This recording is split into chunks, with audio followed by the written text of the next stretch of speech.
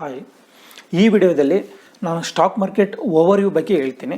ಯಾವುದೇ ನಾನು ಡೀಟೇಲಾಗಿ ನಾನು ಎಕ್ಸ್ಪ್ಲನೇಷನ್ ಮಾಡೋದಿಲ್ಲ, ಜಸ್ಟ್ ಓವರ್ವ್ಯೂ ಹೇಳ್ತೀನಿ. ಮುಂದಿನ ವಿಡಿಯೋಗಳಲ್ಲಿ ಈಚ್ ಟಾಪಿಕ್ ಡೀಟೇಲಾಗಿ ನಾನು ಯಾವುದೇ ಸ್ಟಾಕ್ ನಾವು ಈಗ ಬೈ ಸೇಲ್ ಮಾಡ್ತೀವಿ, ಅದಕ್ಕಿಂತ ಮೊದಲು ಅದು ಹೇಗೆ ಅದು ಸ್ಟಾಕು ಲಿಸ್ಟ್ ಆಯಿತು ಅಂತ ಅದ್ರ ಬಗ್ಗೆ ತಿಳ್ಕೊಳ್ಳೋಣ. ಫಸ್ಟ್ ಯಾವುದೇ ಬಿಸ್ನೆಸ್ಸು ನಾವು ಸ್ಟಾರ್ಟ್ ಮಾಡಬೇಕಂದ್ರೆ ಫಂಡ್ ಬೇಕು.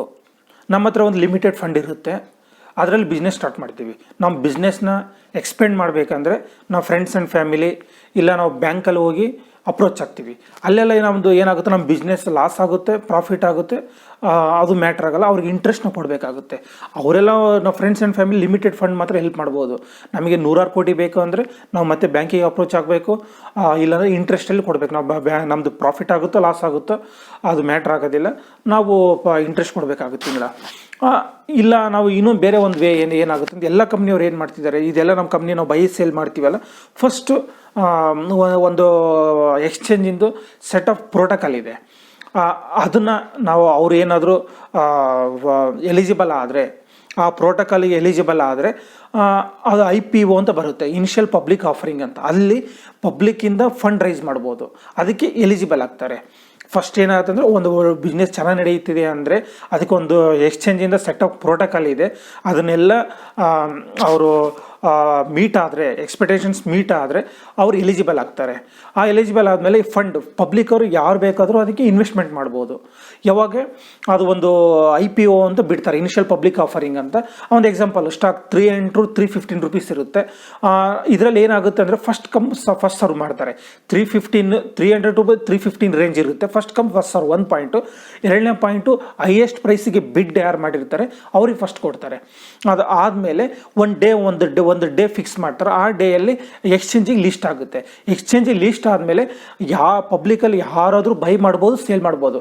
ಒಂದು ಅರ್ಥ ಮಾಡ್ಕೋಬೇಕು, ನಾವು 1,00,000 ಕ್ವಾಂಟಿಟಿ ಸೇಲ್ ಮಾಡ್ತಿದ್ದಾರೆ ಅಂದರೆ 1,00,000 ಕ್ವಾಂಟಿಟಿ ಬಯರ್ಸ್ ಇರಬೇಕು.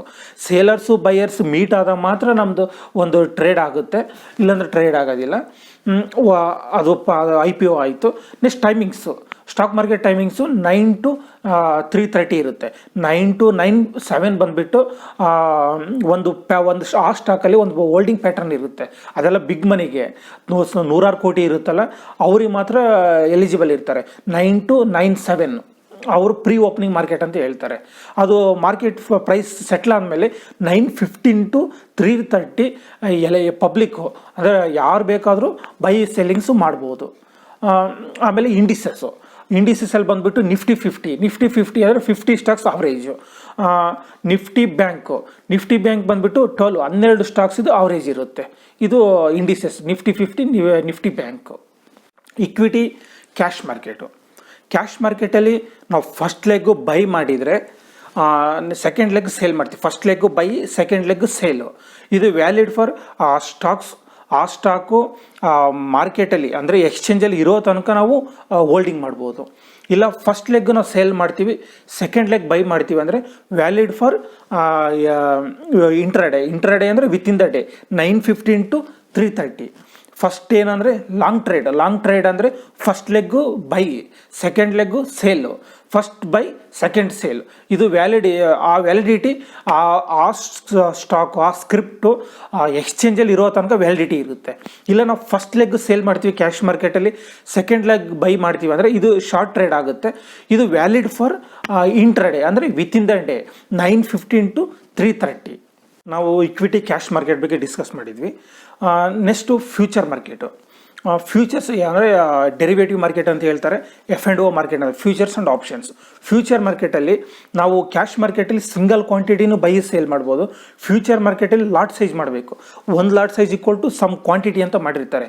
ಅದಕ್ಕೆ ಒಂದು ಫಾರ್ಮುಲಾ ಇದೆ. ಅಷ್ಟು ಒಂದು ಲಾಟ್ ಸೈಜ್ ನಾವು ಏನೇ ಒಂದು ಬೈ ಮಾಡಬೇಕು, ಸೇಲ್ ಮಾಡಬೇಕಂದ್ರೆ ಲಾಟ್ ಬೈ ಮಾಡಬೇಕು, ಸೇಲ್ ಮಾಡಬೇಕು. ಲಾಟ್ ಅಂದರೆ ಒಂದು lot equal to some quantity ಇರುತ್ತೆ. ಎಕ್ಸಾಂಪಲ್ 500, 1000, 200 ಆ ಥರ ಕ್ವಾಂಟಿಟಿ ಇರುತ್ತೆ. ನಾವು ಇದರಲ್ಲಿ ಲಾಂಗ್ ಟ್ರೇಡು ಮಾಡ್ಬೋದು, ಶಾರ್ಟ್ ಟ್ರೇಡ್ ಮಾಡ್ಬೋದು. ಅಂದರೆ first leg buy, second leg sale, first leg sale ಅಂದರೆ ನೆಕ್ಸ್ಟ್ ಲೆಗ್ಗು ಬೈ, ನಾವು ಯಾವುದಾದ್ರೂ ಮಾಡ್ಬೋದು. ಇದ್ರದ್ದು ವ್ಯಾಲಿಡಿಟಿ ಹೇಗಿರುತ್ತೆ ಅಂದರೆ ಎಕ್ಸ್ಪೈರಿ ಡೇ ಬಂದುಬಿಟ್ಟು ನಾವು ಜುಲೈ ಮಂತಿಗೆ ತೊಗೊಂಡಿದ್ವಿ, ಜುಲೈ ಲಾಸ್ಟ್ ಥರ್ಸ್ಡೇ ಎಕ್ಸ್ಪೈರಿ ಇರುತ್ತೆ. ನಾವು ಆಗಸ್ಟಿಗೆ ತೊಗೊಂಡಿದ್ದು up to August last Thursday ನಮಗೆ ವ್ಯಾಲಿಡಿಟಿ ಇರುತ್ತೆ. ನಾವು ಸೆಪ್ಟೆಂಬರ್ ತೊಗೊಂಡಿದ್ದೀವಿ ಅಂದರೆ September last Thursday of the month ನಾವು ವ್ಯಾಲಿಡಿಟಿ ಇರುತ್ತೆ. ಈ ನಾವು ಫ್ಯೂಚರಲ್ಲಿ ಟ್ರೇಡ್ ಮಾಡ್ತೀವಿ ಅಂದರೆ ಡೈರೆಕ್ಷನ್ಸ್ ನಮಗೆ ಕಾನ್ಫಿಡೆಂಟ್ ಆಗಿರಬೇಕು.